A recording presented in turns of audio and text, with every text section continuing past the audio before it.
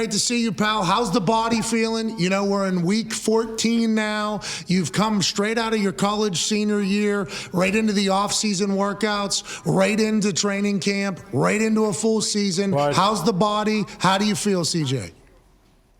You know, you played in this league before, going all the way back to college, man. Fast forward now, there's been a lot of work put in. So banged up a little bit, but you know, it's part of the league. Everybody's not healthy at this point, and just working through that. But healthy enough to play, which is a blessing. Yeah, blessing for Houston. Now, granted, you're still in the same division as Gardner Minshew. Look out. Gardner Minshew's cooking, CJ, but not as much as you, okay? Everybody's chit-chatted about how great you've done as a rookie and how, you know, you're an anomaly at this thing. Has there been things that you feel like you've visibly gotten better at through this season? Has there been stuff that has slowed down for you? What is each week like for you at this standpoint that you've seemingly mastered the NFL already?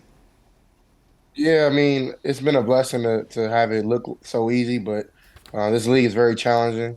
There's great players every week. It's like the challenges of a defense gets harder and harder every week. It seems like so it keeps me really honest, and I just really been on a great routine on my body, on top of watching film, on preparation and things like that. So it may look easy, but it's hard at times, and I just every week I try to just get better and better, and I pride myself on not making a mistake twice.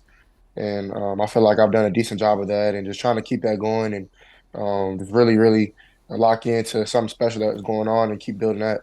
Every franchise is praying that a C.J. Stroud will show up and do what they did. You've made, hey, you should be very proud of yourself, C.J. Stroud. Yeah. A lot to accomplish still. A lot to accomplish still. But I think we're still learning stuff about you, which is what we love. Tone Diggs has a question for you. Yeah, CJ, I mean, obviously all the throws are awesome and everything like that. And we've kind of come accustomed to you making these unbelievable throws and stuff. But it was the first time that I've kind of seen some dude get in your face and push you, and you didn't back down 1 inch. To see, is that because you're comfortable now? Would that have happened earlier in the season, or like how? What's your thoughts on it just altogether?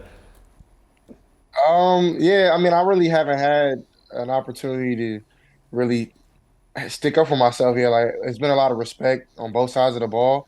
There's been like a couple little things here and there, but nothing direct. And that situation, I mean, I just felt like clearly the whistle was blown. You can see me trying to retreat and not take a hit or whatever.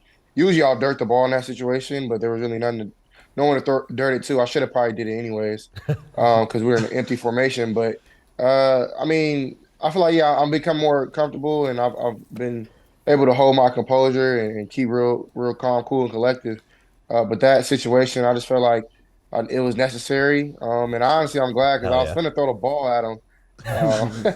But I thank God I didn't do that. Yeah, I would have been a flag on me. But it was 4th and 2. We ended up getting the flag and getting the first, so it kind of worked out. But yeah, it was just something I felt like I needed to stick up for myself. And the coolest thing for me was seeing my brothers having my back. You know, my old linemen, they ran down, they was not playing about me, and I appreciate that a lot because just like they were there for me, I'm always there for them, and I try to be as best as possible. So.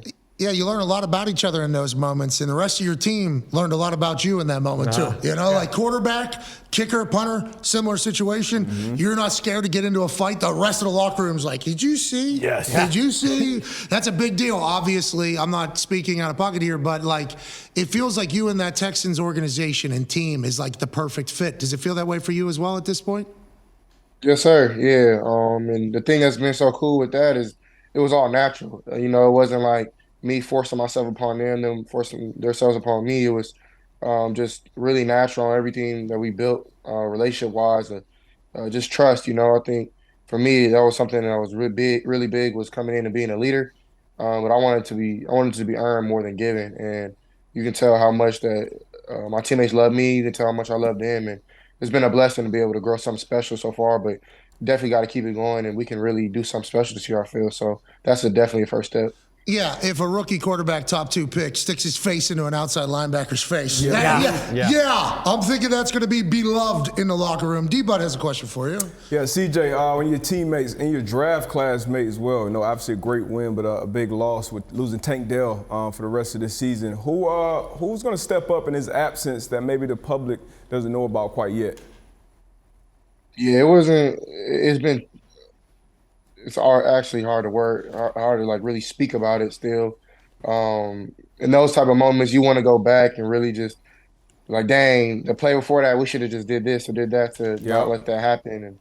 And so, man, my prayers are still out with Tank. That's my really part of my best friend on the team, and we hang out all the time. And I mean, I've been in constant communication with him, just helping him out, trying to keep his mental right. So, I mean, that's just a sad situation, but part of the game. And um, I mean, I told Nico after the game, I was like, bro, you had a great game. I think he went for 190 or something crazy, and Yes, I was bananas. like, not only do I think like you need to keep that going, but I think you need to start being a leader and be more vocal. And so I kind of challenged him with that, and man, he was all for it. So him, I mean Noah, Rob, Metch, I But think Metch is going to get more involved, which is going to be great for us. But we have the tools that we need to still be great, and of course we would still love Tank. He was at the forefront of that. But this league is a next man up league, and I definitely have faith in those guys to make plays, and I can't wait to see those guys do that. You're a rookie. You know, it's hard to the way you talk and the things you say. It's hard to put that into perspective, but like this dude's a rookie right now. And you talking to Nico like, hey, you need to be a bigger leader now. And then we see on the defensive side of the ball with Will and what Stingley has done, feels like there's a youth movement down there in Houston. Do you guys recognize that? And how close of a group are you? Yeah, for sure. We have our player development guy, Dylan Thompson. We have a rookie development meeting every, I think, was that Monday? And all the rookies, we sitting there and he gives us like a thought of a day, lets us know about the team we're playing from GM, owner, like all these little things. And then he gives us a nugget and he lets some of us talk and things like that. And I remember Will one day, it was after we played the Colts, we were on 2, and Will challenged everybody. And he was like, okay, we might be young, we might not know all the things that are going on in this league, and that's all right. But we're the foundation, and we're going to lead this team. And I definitely think that we were all picked to our organization for a reason. Like every single rookie that we have that is active, inactive, or practice squad, whatever you want to see, like we all have a sense of leadership. So that was a challenge that he challenged us with early, and I feel like, as you can tell, it's been a young team kind Yeah. of aura that has lifted this team up. So it's been really cool to see that, and of course, along with a lot of great vets that we have too. But definitely, this team is young, and we're trying to definitely lead the pack as best we can. Speaking of young first year, go ahead, Connor. yeah, CJ, DeMeco, obviously, he is, I think, one of the front runners or in the top 3 for Coach of the Year. And if you look at what he did to the Texans and what you have done for the Texans, they've completely turned the entire building around. How is that relationship on a day-to-day basis? Like, are you going up to him in practice talking shit, or how are we doing about that? Are you all right? I honestly don't know what just happened. I'm trying to figure it out while I talk. Yeah, that's good. Nah, you're good. Yeah, Meek is a great coach, and him being a defensive coach, we definitely have a good idea of like how we approach each other. And sometimes he gets irritated with me because I'm doing good against his defense, and sometimes I get irritated with him because he's calling zero blitz in a 2-minute drill and in a walkthrough, Hell And yeah. so we have our competitive nature, and I love that about him. Like he's not a coach that's going to shy away from competing. That's for me. That's what I'm happy to really be with a coach that definitely cares about the team, and he understands what it is to be a player, and he played for the Texans. So one of his biggest goals was to get this team back rolling. So I appreciate him and everything he's done. I definitely think he should win Coach of the Year to see how quick this thing has turned around at his leadership. All right, we'll count you down for a vote towards him for Coach of the Year. Go ahead and write that. Yep. CJ votes DeMeco for Coach of the Year. Your word should mean something. You think another thing that I think DeMeco and you and your young crew have, like these close games, you guys win them. Like there's a lot of coming down to the end of the game, need to make a play. You guys do it. Why do you think your group does that? Why do you think you guys in these close games, like you just know how to win? What do you think it is about your team down there in Houston? I think one thing, like you said, that's gets harder and harder as the year goes on, especially after Thanksgiving, is those hard wins, those last seconds, 2-minute drills. So Miko has done a great job of putting us in those situations all the way back in OTAs. And we've done a 2-minute drill after practice every day. So and then now, since we can't do a full speed, we do 2-minute walkthroughs and just operation, getting in and out of our calls, echoing the call outside, and This week was our defense that was up, and they did a great job of just being resilient, and that's everything that you want Huge going pick. into these Yeah, last games. huge. Huge. So Stingley's everywhere. That dude is everywhere, Dog. feels like. yeah, no, Sting is. I told him after the game, man, I'm proud of you, bro. Like he's special, man. He's a generational talent. He's definitely like I don't know if I've ever told him this, but he's the most talented dude on our team by far. Like just pure like athleticism, ball skills, getting in and out of breaks, like offense, defense, whatever you want to say. He's the most talented dude on our team, and he's been working his tail off at it. So I'm super proud of that dude. I know it's going to continue to happen. So just really proud of him. He's floating through the sky there, and then his last one, he goes up contested, another big-time catch. That's crazy. You hear that about Sting everywhere. You heard the same thing with LSU, that crazy talented roster, and now hear CJ say that's crazy. Hey, Sting, wait. Hey, you done good, bub. You done good. People saying really good stuff about you, and Meek's celebrating in a big way. Tone has a question for you about some stuff. Yeah, CJ. Did I see that you're warming up with a basketball before the game and maybe some other things? A baseball. I don't know if a baseball bat was in there or not. You're swinging a stick. What is that for? Yeah, I'll go back to really college. I started working out in LA with this company called 3D QB, and my trainers are Taylor Kelly, Adam Dudo, and John Beck, and they've done a great job of just putting me in situations or Home like run. drills That was to a home run. make me Splash. to make my body kind of dissociate from my shoulder to my hip, and I've been working on some different movements and stuff, and it's been cool, man. Like the basketball, I really use that. One, because I love basketball. Two, it's the pronation of like flicking your wrist from throwing a football to shooting a basketball is pretty similar, and it helps me just put rotation on the ball. Also, the basketball is a bigger ball, so by the time I touch a football, it's smaller, and I feel like I can throw it harder, faster, farther. And then the baseball swing is just kind of separating my shoulder and my hip, and just that helps the zip on the ball and making taking a lot of pressure off my arm. There's a couple other things that I do, but my coach in college, Coach Day, used to always go to Stephen Curry's like pregame when he played for the Warriors, and my coach coached for the Niners, and he said his warm up was like an hour long, and just that routine of getting yourself, letting your body know you're about to play a physical game. That's something that I've taken up, and it's been cool to kind of just see it pay off. And it's not easy. So, and for kids, don't try it if you don't know what you're doing, because you might hurt yourself. So it's been cool though to kind of just get the buzz and help people out who want to try it, but be careful. Yeah, get fully lubricated out there before you do your thing. And when you're swinging that bat, are we hitting dingers there or are we spraying the field?